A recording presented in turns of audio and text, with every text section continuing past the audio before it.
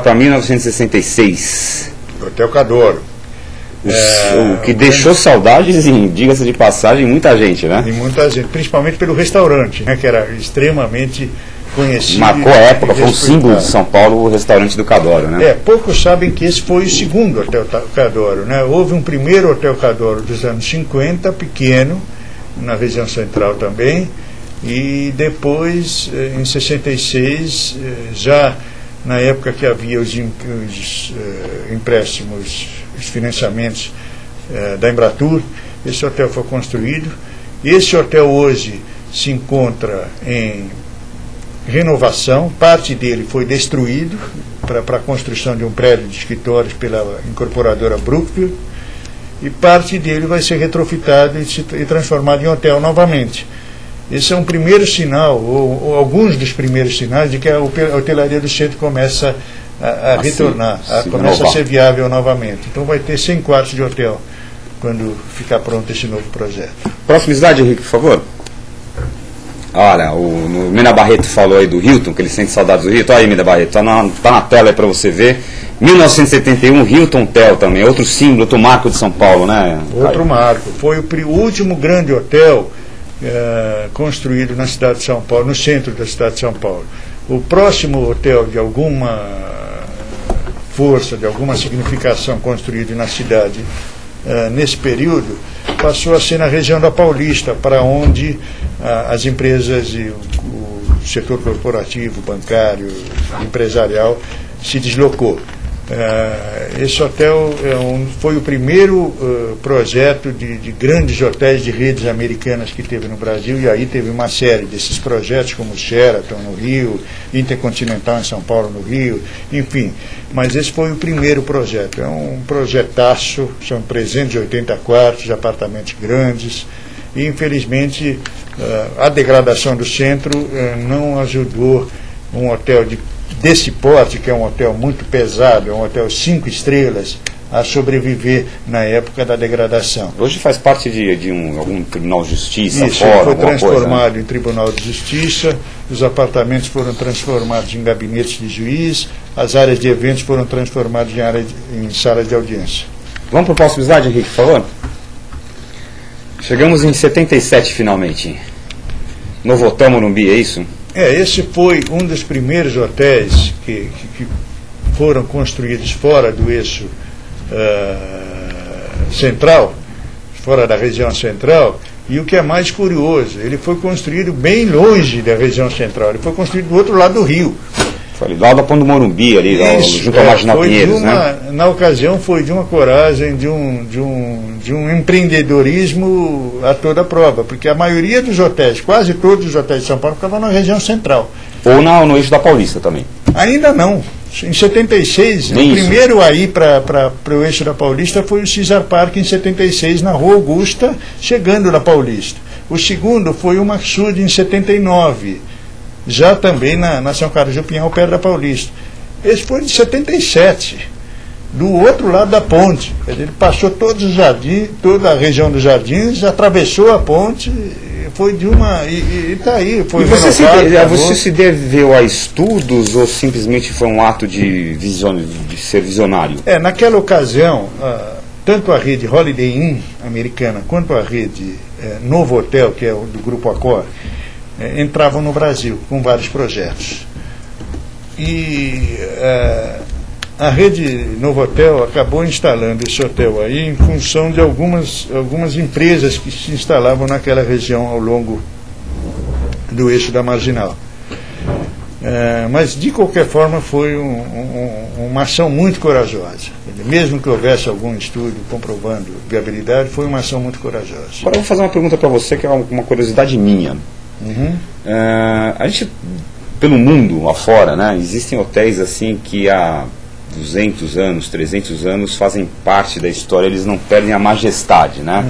Você vai no Ritz-Carlton, você vai no Savoy de Londres, Savoy de Londres, são verdadeiros clássicos. Em Londres, Paris, Nova York, você tem grandes hotéis aí de luxo, hotéis 5 estrelas, que atravessam décadas, atravessam séculos, eles são constantemente reformados, eles não perdem a classe, não perdem o glamour, não perdem o luxo.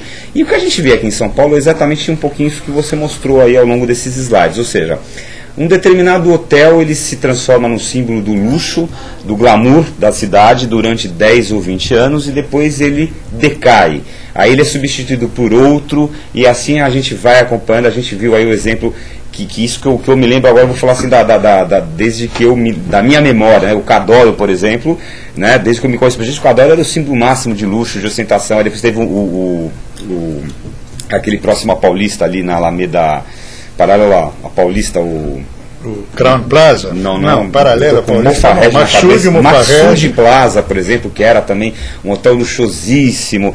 Então, você vê esses grandes hotéis, eles vão, o próprio Hilton também, que era um hotel de muito luxo. Então, parece que assim, existe um ciclo de auge e depois de decadência. Por que isso acontece? Por que aqui em São Paulo a gente não tem hotéis que ao longo dos anos, ao longo de décadas, eles se mantêm a sua... São vários motivos. Um dos motivos principais é exatamente a manutenção do eixo corporativo, financeiro, enfim, dos geradores de demanda para esses hotéis continuarem próximos da região onde está o hotel. Se você for ver o Savoy de Londres, por exemplo, que nós citamos, ele fica próximo ao Rio Thames, ali em Londres, e no coração do setor financeiro e corporativo de Londres, como era há 150 anos atrás, quando ele foi construído. Ele tem 150 anos. E está novo. Está absolutamente sendo renovado o tempo todo. A propaganda de inauguração desse hotel foi que ele oferecia telefones, 3 ou 4 no hotel, e água quente nos banheiros e banheiros nos quartos. Era o diferencial do Hotel Savoy de Londres em 1860 e poucos. E nada mudou à volta dele. Pelo contrário, a região foi sendo renovada, não houve a degradação urbana. Esse é um dos motivos. O outro motivo é o de profissionalização do setor, aquele primeiro ponto que nós tocamos no início da conversa. O Brasil agora está começando a se profissionalizar. Quer dizer, mesmo, você pega os hotéis de rede que existem há mais tempo aqui no Brasil, somente o Hilton houve um problema de degradação e acabou mudando para a Avenida Berrini e Marginal, mas ele manteve o hotel impecável até entregar. Eu fiz algumas das últimas vistorias desse hotel, ele estava absolutamente impecável, mesmo estando no vermelho há muito tempo. Quando é um hotel de rede, eles têm uma condição de venda melhor, eles têm um departamento de marketing, de venda muito mais estruturado e tem muito mais condição de se manter ao longo do tempo. A Avenida Paulista não se degradou como se degradou o centro. Quer dizer, houve a movimentação do centro para a Paulista, da Paulista para a Faria Lima Velha. E agora depois para a Berrini. Para a Berrini e Faria Lima Nova, e Marginal.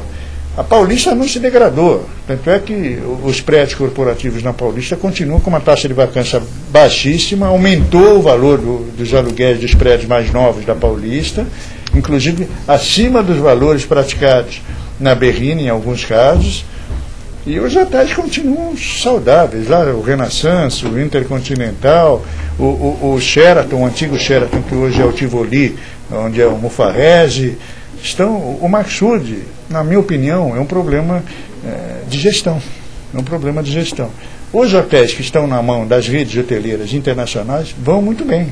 Os que não iam bem, fecharam, como é o caso do Crown Plaza e do Caesar Park da Rua Augusta. Antes de vir para o programa aqui, eu passei lá na Urban System, estava conversando com o Paulo Taquito, que é diretor e sócio da Urban System, ele estava comentando comigo o seguinte, aliás, ele mandou um abraço para você. Obrigado, e falou assim que, pelos dados que eles vêm pesquisando na Urban Systems, a tendência, o quadro é que não haja mais a construção de novos hotéis na cidade de São Paulo, em função principalmente do preço do terreno.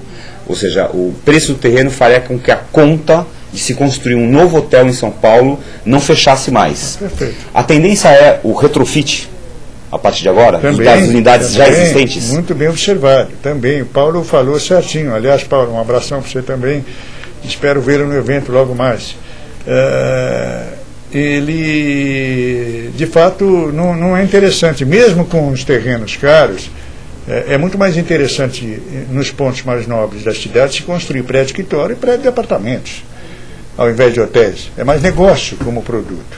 Quais são as alternativas? Aliás, uma observação: desde 2002 não se constrói um hotel em São Paulo. Apesar disso, nós já estamos prontos para a Copa. São Paulo tem 42 mil quartos de hotel, dos quais 30 mil são novos, e já atende às exigências da FIFA em quantidade e qualidade. Então, para a Copa não precisa de mais hotel. Precisamos sim para o dia a dia. Se você for procurar um hotel hoje em São Paulo, você não acha. Então nós vamos falar um pouquinho dessa aparente contradição aqui, mas antes disso, o Caetano está me dizendo aqui que temos perguntas dos internautas, e como vocês são parte integrante do nosso programa, vamos a elas. Bom, tem aqui um comentário do Mena Barreto, uma pergunta que eu recebi do Linha Direta também. O comentário que o Mena fez foi que ele sempre gostou muito do centro de São Paulo. Se você pega a região, a Avenida São Luís, a região da Consolação, o próprio Hilton e perto do Arouche, essa região toda foi um marco na história da cidade, uma época em que essa região era glamurosa, ele diz. Aí ele fez uma outra pergunta bastante interessante que eu vou deixar para daqui a pouquinho, Mena. Eu vou fazer a pergunta do Tiago, que enviou aqui pelo Linha Direta. Ele disse o seguinte: atualmente fala-se sobre uma recente valorização da área central da cidade de São Paulo, principalmente por jovens que estão procurando apartamentos para morar na região. E esse tema, inclusive, foi abordado pelo Tomás Assunção na penúltima edição do programa Elas e Lucros. E está disponível o podcast no site da Urban Systems. E a pergunta é: como que você vê essa valorização? E quais são os impactos no setor hoteleiro? Ótimas observações. Primeiro eu faço aqui um convite ao Mena Barreto e a todos os que estiverem nos ouvindo. A Avenida São Luís é belíssima, nós vamos passar por ela no nosso evento. Então, se você quiser se inscrever no nosso evento, que vai ser sábado agora de manhã, pode ligar no Secovi, no 5591-1304, ou pelo site do Secovi, www.secovi.com.br, procurar lá eventos 100 anos de história da hotelaria no centro de São Paulo e fazer a sua inscrição. Nós vamos passar por tudo isso, você tem toda a razão, o centro de São Paulo é belíssimo. Em relação à reurbanização do centro de São Paulo, a reabilitação urbana já começou. Hoje nós estamos tendo uma situação melhor do que há 5 a 10 anos atrás. O projeto Nova Luz é uma realidade. Finalmente, custou para sair do papel, mas agora está sendo implantado, que vai ser o embrião, na nossa visão, de um crescimento urbano, de uma retomada urbana do centro de São Paulo, de qualidade. E a observação do nosso amigo, segundo ouvinte, como é o nome dele? O Tiago, que mandou pelo Linha Direta. A observação do Tiago é super procedente, porque só se faz uma reabilitação urbana com o habitante, com reabitação. Existem exemplos, muitos exemplos no mundo inteiro, de áreas degradadas que foram reabilitadas, e a base da reabilitação urbana é a reabitação. Então, para trazer vida para o centro, é necessário que os habitantes voltem ao centro. Existe um levantamento muito grande da Prefeitura de São Paulo mostrando que boa parte dos prédios do centro de São Paulo são residenciais e que precisam ser ocupados. Então, isso já é uma tendência de mercado. Existem vários lançamentos de empreendimentos novos no centro, inclusive a Cirela está lançando empreendimentos novos no centro de São Paulo. Existem vários lançamentos, vários prédios sendo retrofitados no centro para residencial, inclusive alguns hotéis, o Hotel Marian Palace